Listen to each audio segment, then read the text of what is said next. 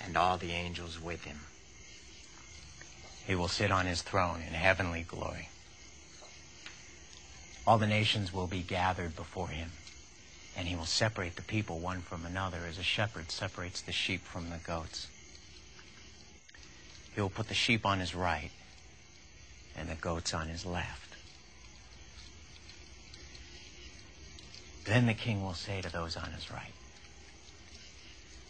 "Come, you who are blessed by my Father, take your inheritance, the kingdom prepared for you since the creation of the world. For I was hungry, and you gave me something to eat. I was thirsty, and you gave me something to drink. I was a stranger, and you invited me in. I needed clothes, and you clothed me. I was sick, and you looked after me. I was in prison, and you came to visit me." Then the righteous will answer him, "Lord, when did we see you hungry and feed you, or thirsty and give you something to drink? When did we see you a stranger and invite you in, or needing clothes and clothe you? When did we see you sick or in prison and go to visit you?" The king will reply, "I tell you the truth. Whatever you did for one of the least of these brothers of mine, you did for me."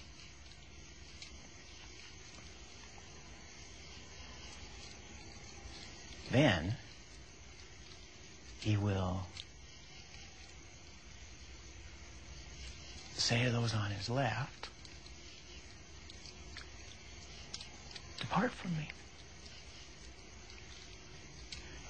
you who are cursed, into the eternal fire prepared for the devil and his angels. For I was hungry, and you gave me nothing to eat, and I was thirsty, and you gave me nothing to drink. I was a stranger, and you did not invite me in. I needed clothes, and you did not clothe me. I was sick and in prison, and you did not look after me." They also will answer, "Lord, when did we see you hungry or thirsty or a stranger or needing clothes or sick or in prison and did not help you?" He will reply, "I tell you the truth. Whatever you did not do for one of the least of these, you did not do for me."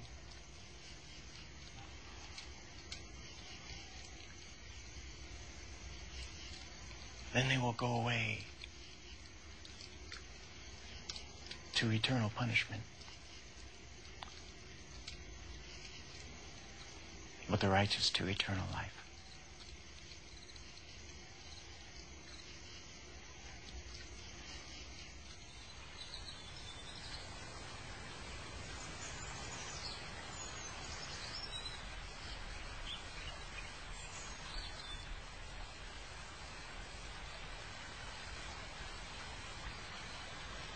When Jesus had finished saying all these things, he said to his disciples, "As you know, the Passover is 2 days away, and the Son of Man will be handed over to be crucified."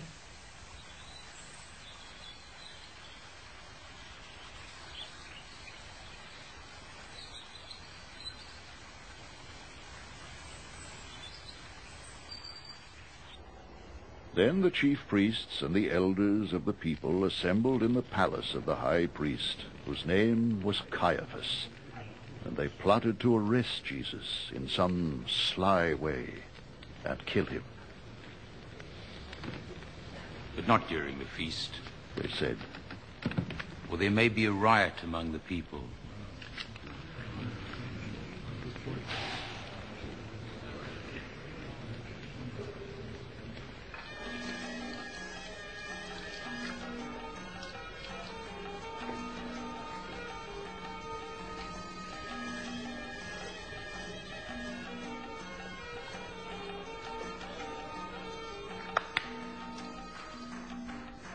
While Jesus was in Bethany, in the home of a man known as Simon the leper, a woman came to him with an alabaster jar of very expensive perfume, which she poured on his head as he was reclining at the table.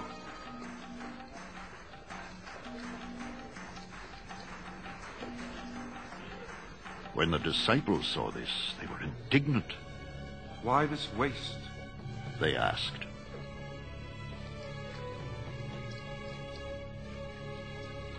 "This perfume could have been sold at a high price, and the money given to the poor." Aware of this, Jesus said to them, Why are you bothering this woman? She has done a beautiful thing to me. The poor you will always have with you, but you will not always have me. When she poured this perfume on my body, she did it to prepare me for burial. I tell you the truth. Wherever this gospel is preached throughout the world, what she has done will also be told in memory of her.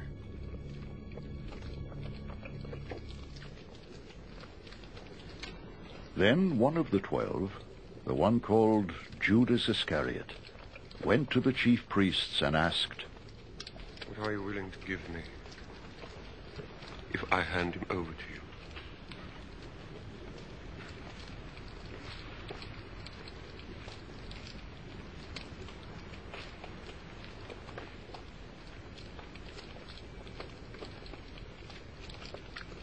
So they counted out for him 30 silver coins.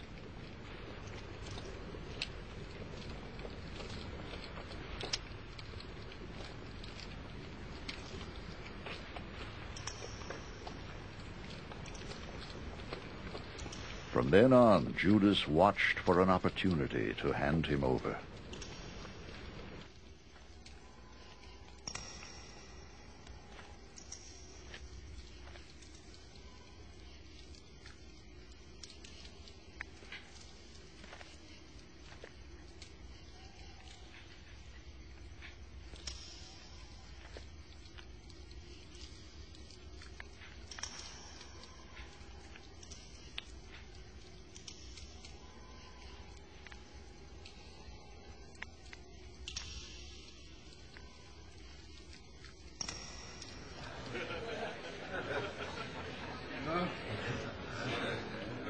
On the first day of the Feast of Unleavened Bread, the disciples came to Jesus and asked, "Where do you want us to make preparations for you to eat the Passover?"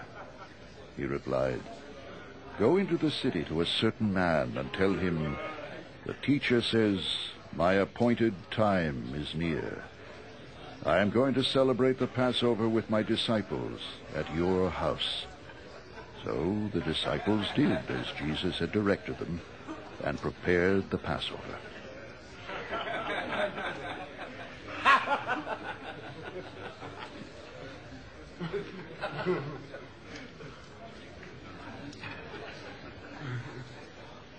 When evening came, Jesus was reclining at the table with the 12. And while they were eating, he said, I tell you the truth, one of you will betray me.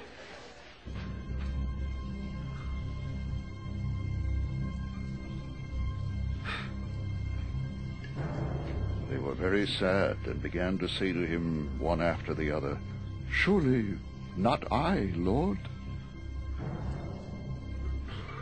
Jesus replied, The one who has dipped his hand into the bowl with me will betray me.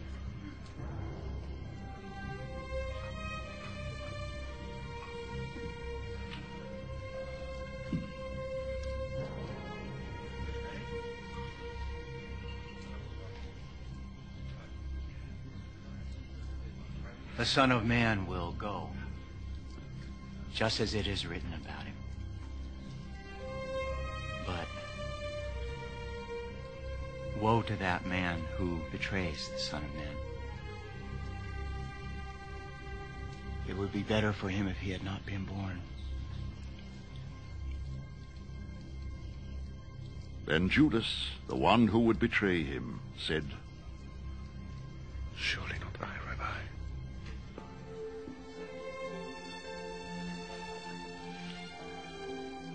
Jesus answered, Yes, it is you.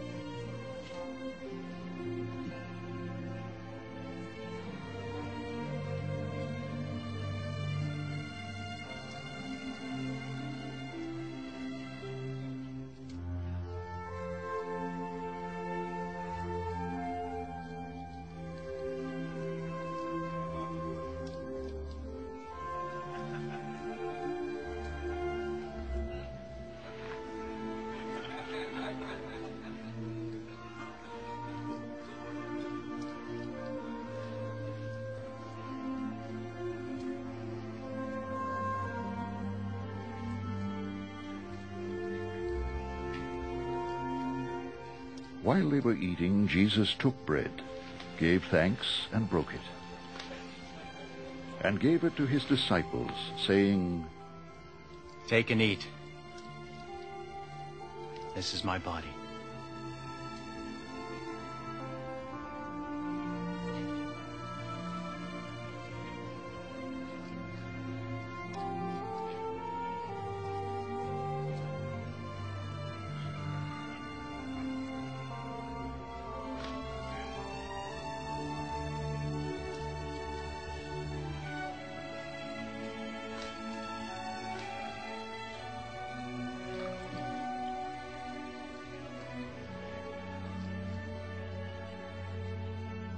Then he took the cup, gave thanks, and offered it to them, saying, Drink from it, all of you. This is my blood of the covenant, which is poured out for many for the forgiveness of sins.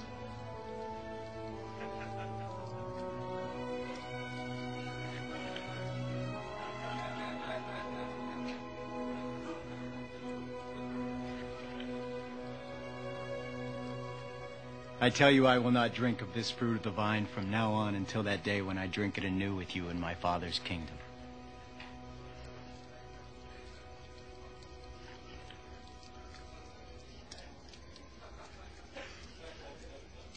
When they had sung a hymn, they went out to the Mount of Olives. Then Jesus told them, This very night you will all fall away on account of me, for it is written, I will strike the shepherd, and the sheep of the flock will be scattered. But after I have risen, I will go ahead of you into Galilee. Peter replied, Even if all fall away on account of you, I never will.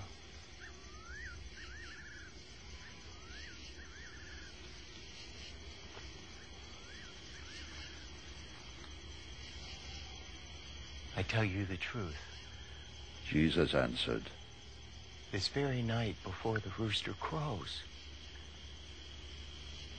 you will disown me 3 times.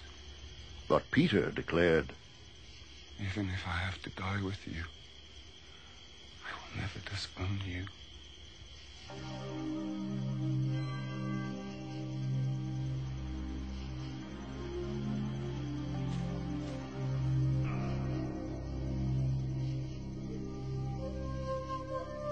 And all the other disciples said the same.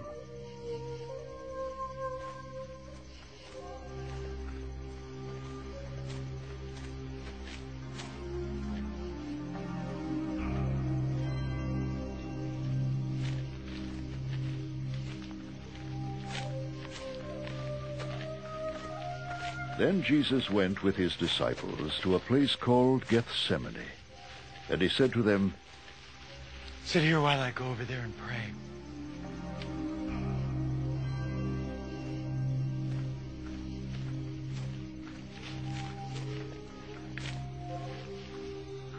He took Peter and the 2 sons of Zebedee along with him, and he began to be sorrowful and troubled. Then he said to them, My soul is overwhelmed with sorrow to the point of death. Stay here and keep watch with me.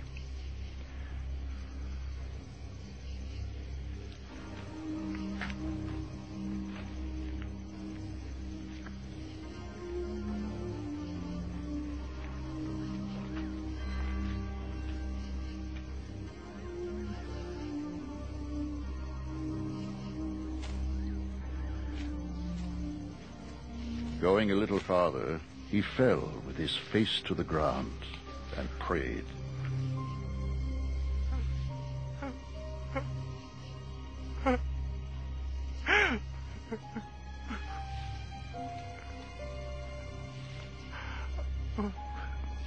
My Father, if it is possible, may this cup be taken from me. Yet not as I will, but as you will.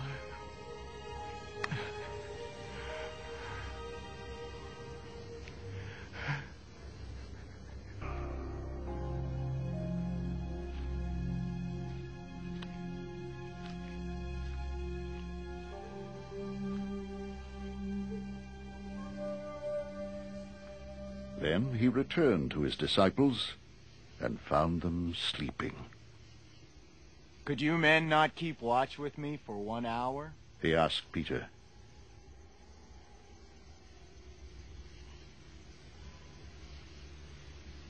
Watch and pray so that you will not fall into temptation.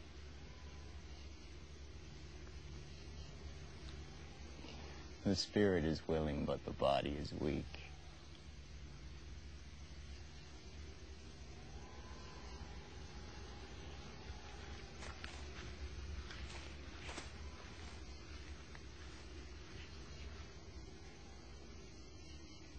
He went away a second time and prayed.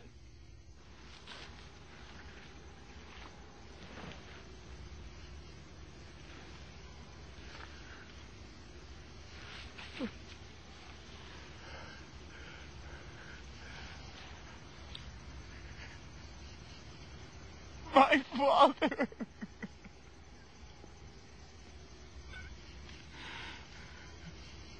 If it is not possible for this cup to be taken away unless I drink it, may your will be done.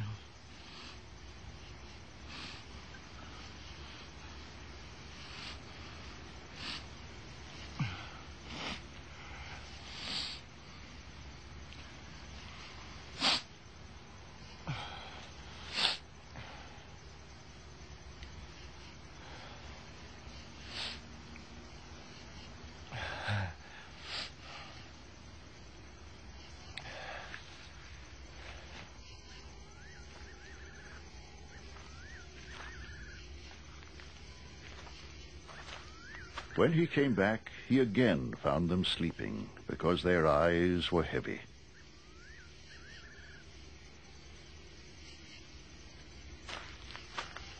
So he left them, and went away once more, and prayed the third time, saying the same thing.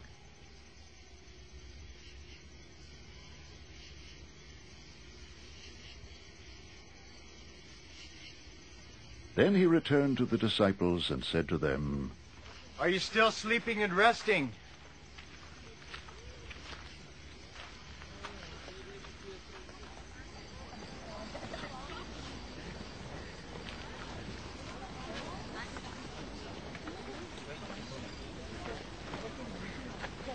Look, the hour is near, and the Son of Man is betrayed into the hands of sinners. Rise. Let us go.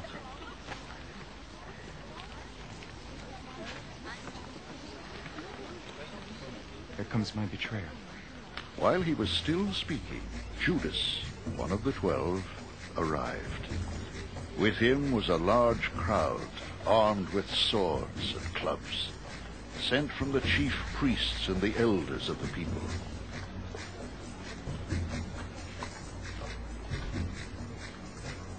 Now the betrayer had arranged a signal with them.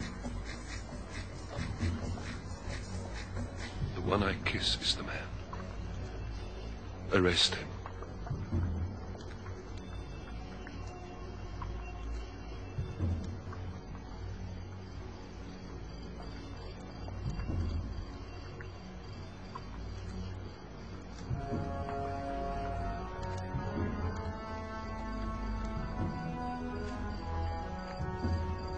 Going at once to Jesus, Judas said, Greetings, Rabbi.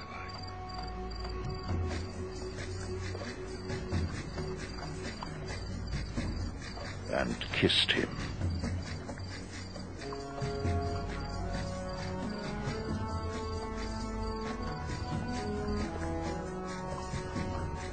Jesus replied, Friend, do what you came for.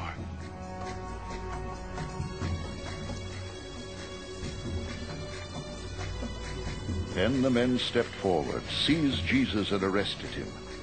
With that, one of Jesus' companions reached for his sword, drew it out, and struck the servant of the high priest, cutting off his ear. Put your sword back in its place!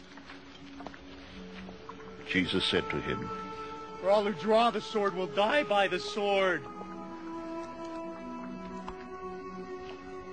Do you think I cannot call on my Father, and he will at once put at my disposal more than 12 legions of angels? But how then would the scriptures be fulfilled that say it must happen in this way? At that time Jesus said to the crowd, Am I leading a rebellion that you come out with swords and clubs to capture me every day? I sat in the temple courts teaching, and you did not arrest me. But this has all taken place that the writings of the prophets might be fulfilled.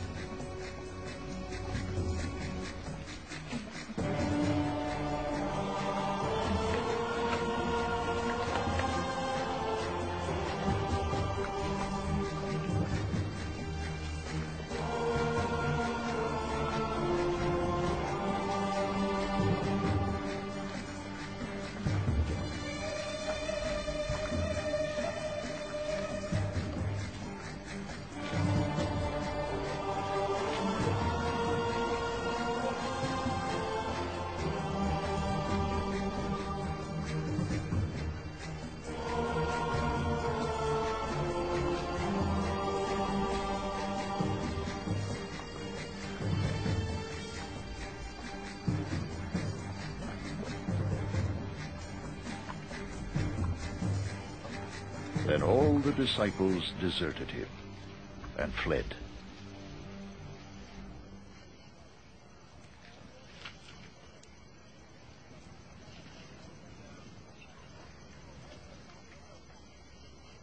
Those who had arrested Jesus took him to Caiaphas, the high priest, where the teachers of the law and the elders had assembled. But Peter followed him at a distance, right up to the courtyard of the high priest.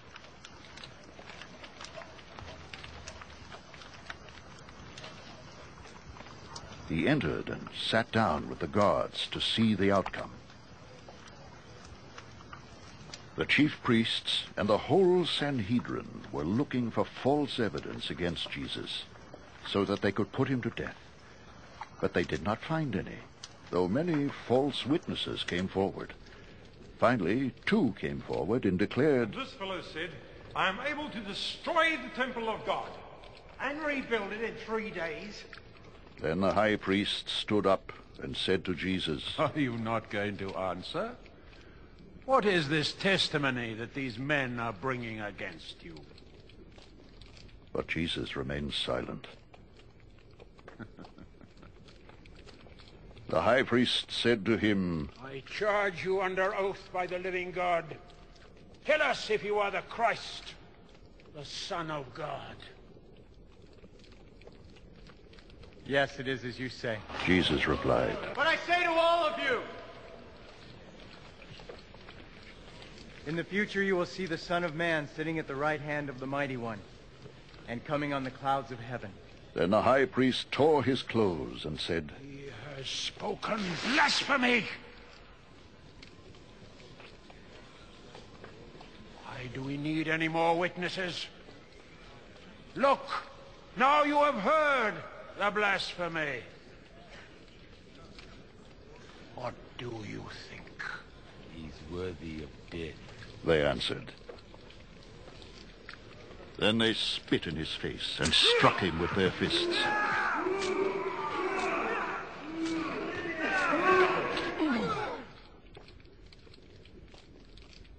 Others slapped him and said, "Prophesy to us, Christ. Who hit you?" Now Peter was sitting out in the courtyard, and a servant girl came to him. "You also were with Jesus of Galilee," she said. But he denied it before them all. "I don't know what you're talking about," he said.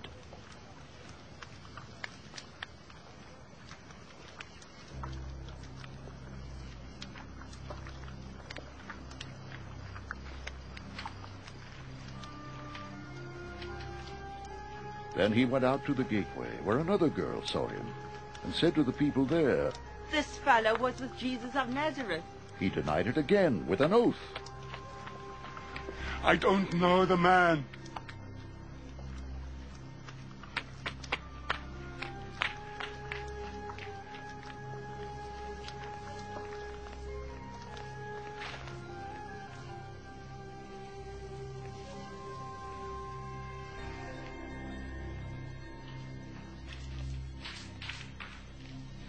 After a little while, those standing there went up to Peter and said, "Surely you are one of them, for your accent gives you away." Then he began to call down curses on himself, and he swore to them, "I don't know the man!" Immediately a rooster crowed. Then Peter remembered the word Jesus had spoken. "Before the rooster crows, you will disown me 3 times." And he went outside and wept bitterly.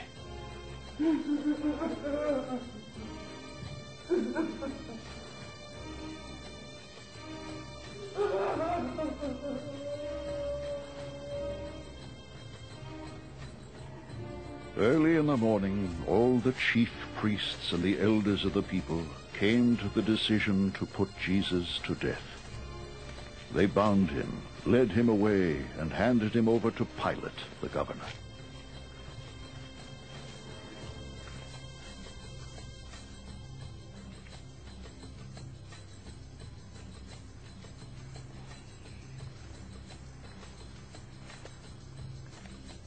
When Judas, who had betrayed him, saw that Jesus was condemned, he was seized with remorse and returned the 30 silver coins to the chief priests and the elders.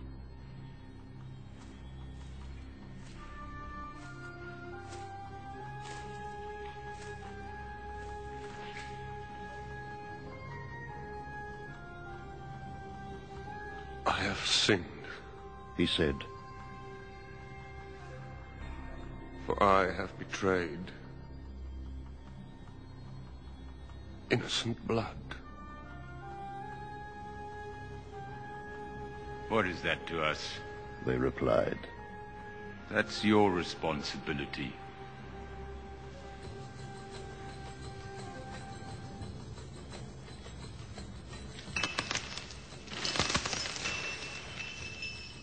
So Judas threw the money into the temple and left. Then he went away and hanged himself. The chief priests picked up the coins and said, "It is against the law to put this into the treasury, since it is blood money." So they decided to use the money to buy the potter's field as a burial place for foreigners. That is why it has been called the Field of Blood to this day. And what was spoken by Jeremiah the prophet was fulfilled. They took the 30 silver coins, the price set on him by the people of Israel, and they used them to buy the potter's field as the Lord commanded me.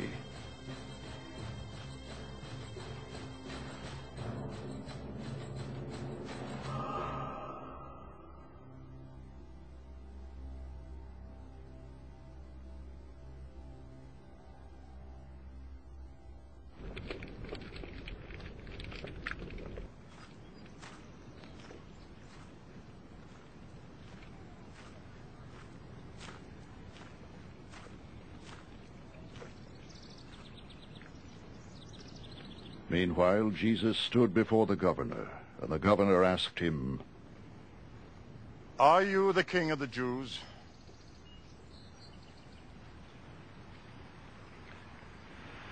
Yes, it is as you say. Jesus replied.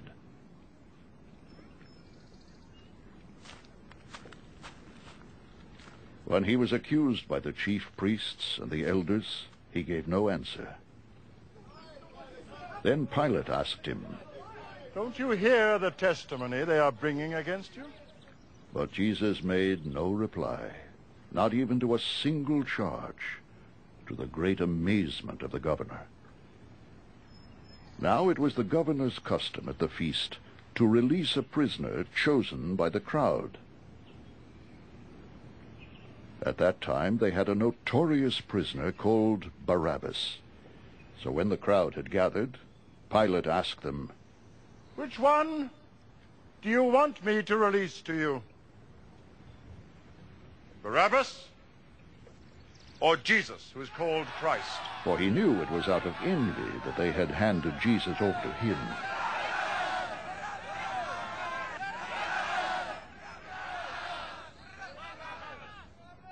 While Pilate was sitting on the judge's seat, his wife sent him this message. Don't have anything to do with that innocent man, for I have suffered a great deal today in a dream because of him.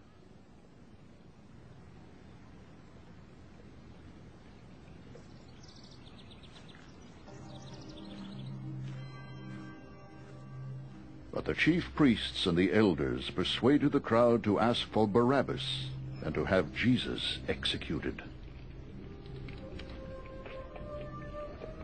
Which of the two do you want me to release to you? Asked the governor. They answered. What shall I do then with Jesus, who is called Christ? Pilate asked. They all answered,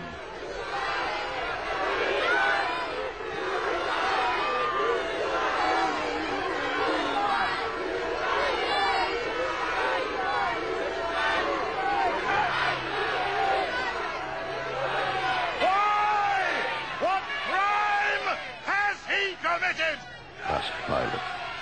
But they shouted all the louder.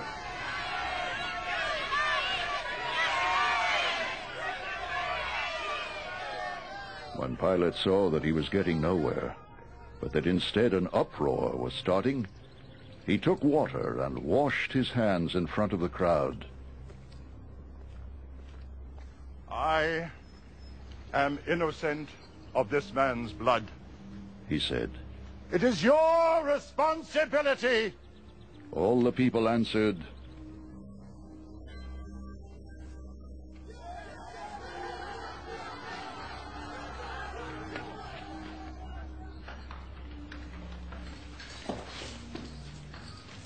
Then he released Barabbas to them.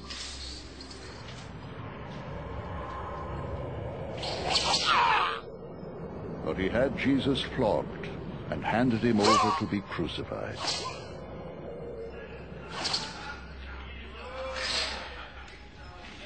Then the governor's soldiers took Jesus into the praetorium and gathered the whole company of soldiers around him.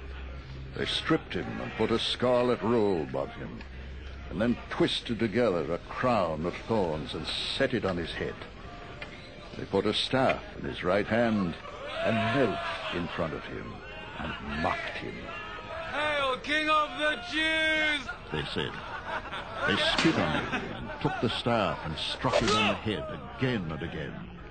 After they had mocked him, they took off the robe and put his own clothes on him. Then they led him away to crucify him. As they were going out, they met a man from Cyrene named Simon, and they forced him to carry the cross. They came to a place called Golgotha, which means the place of the skull.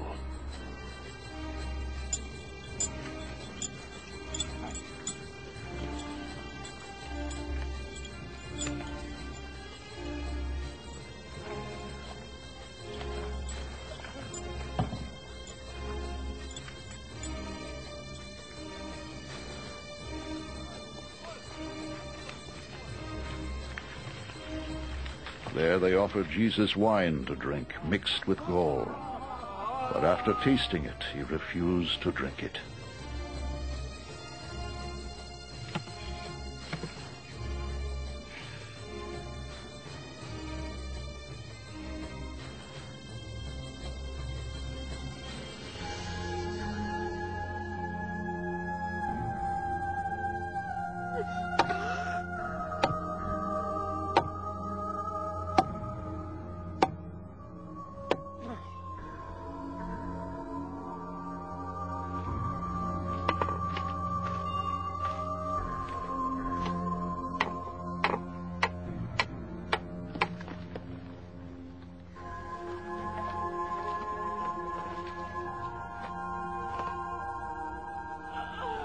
When they had crucified him, they divided up his clothes by casting lots.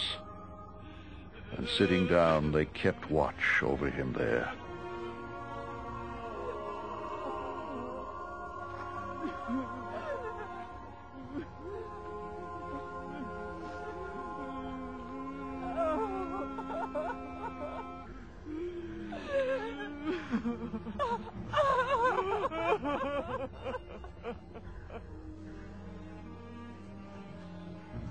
Above his head they placed the written charge against him.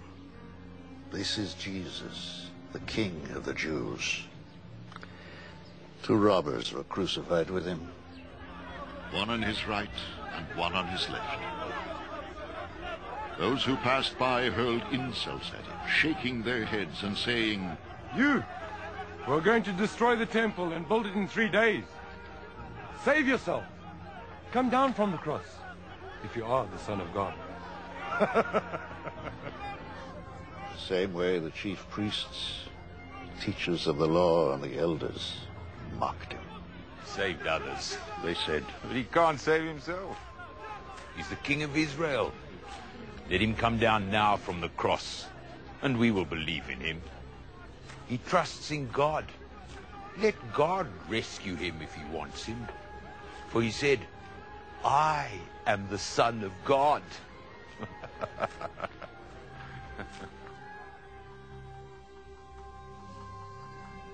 In the same way, the robbers who were crucified with him also heaped insults on him.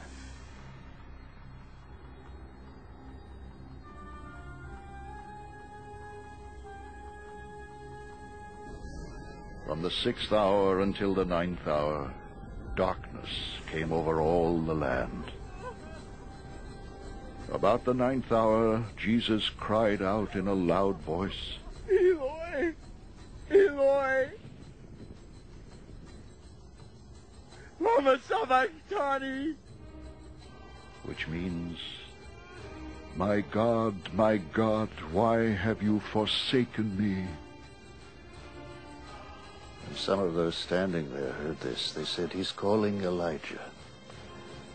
Immediately one of them ran and got a sponge, filled it with wine vinegar, put it on a stick, and offered it to Jesus to drink. But the rest said, "I'll leave him alone. Let's see if Elijah comes to save him."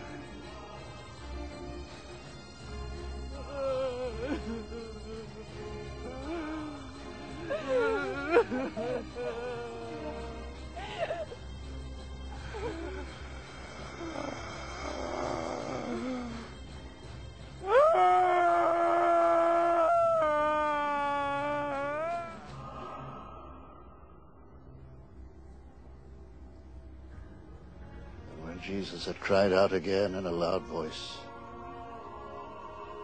He gave up his spirit.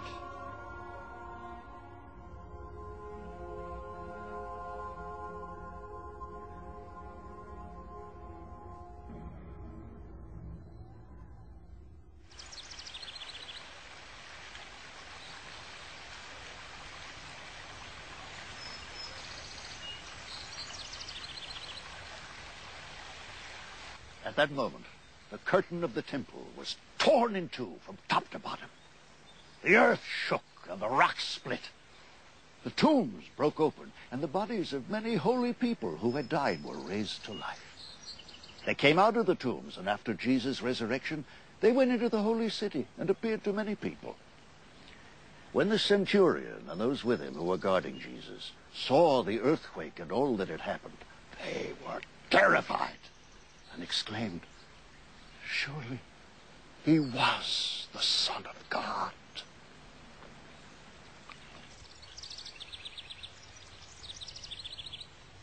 Many women were there, watching from a distance.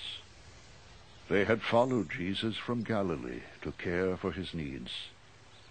Among them were Mary Magdalene, Mary, the mother of James and Joseph, and the mother of Zebedee's sons.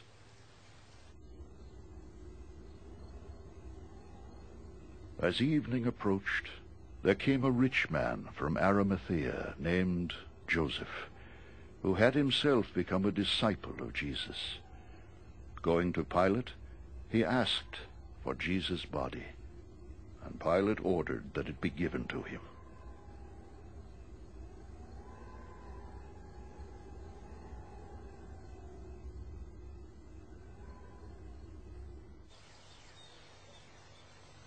Joseph took the body, wrapped it in a clean linen cloth, and placed it in his own new tomb that he had cut out of the rock.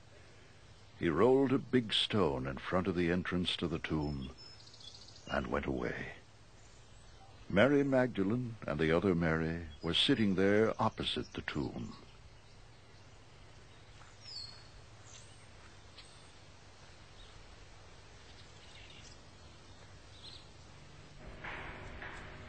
The next day, the one after Preparation Day, the chief priests and the Pharisees went to Pilate.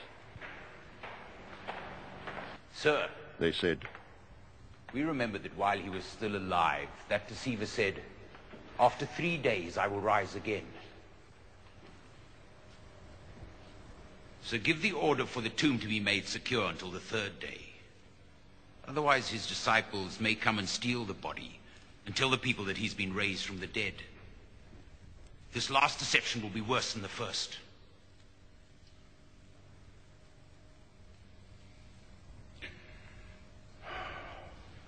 Take a guard, Pilate answered. Go make the tomb as secure as you know how.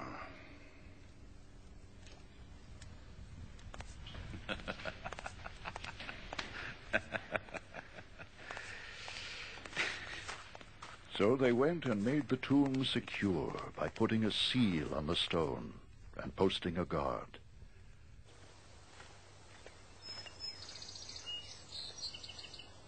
After the Sabbath, at dawn on the 1st day of the week, Mary Magdalene and the other Mary went to look at the tomb.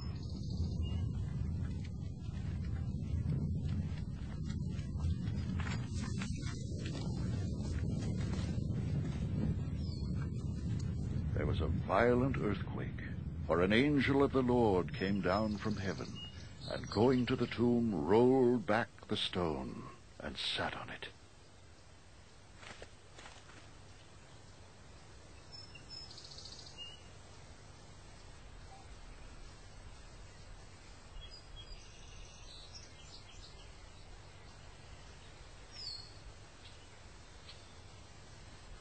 His appearance was like lightning, and his clothes were white as snow.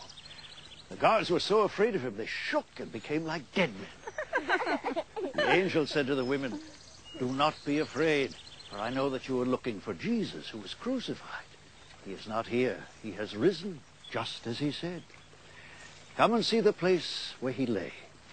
Then go quickly and tell his disciples, he has risen from the dead and is going ahead of you into Galilee. There you will see him. Now I have told you." So the women hurried away from the tomb, afraid, yet filled with joy, and ran to tell his disciples. Suddenly, Jesus met them. "Greetings," he said.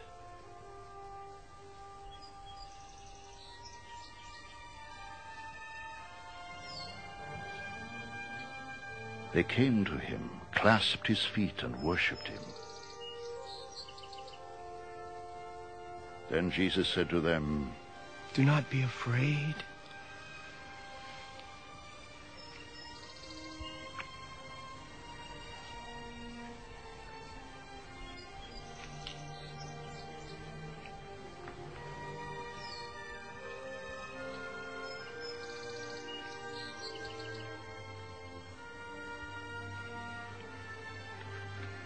Go and tell my brothers to go to Galilee.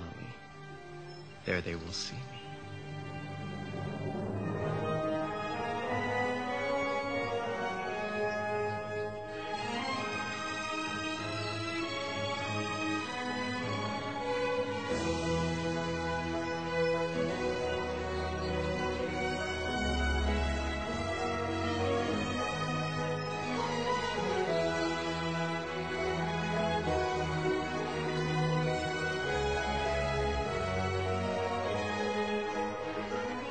While the women were on their way, some of the guards went into the city and reported to the chief priests everything that had happened.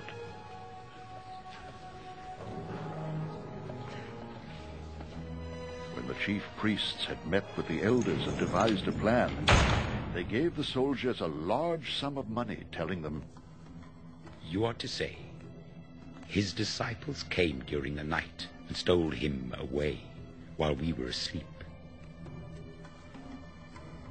If this report gets to the governor, we will satisfy him and keep you out of trouble."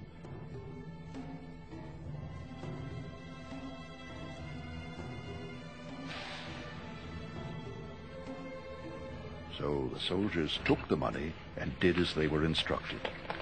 And this story has been widely circulated among the Jews to this very day.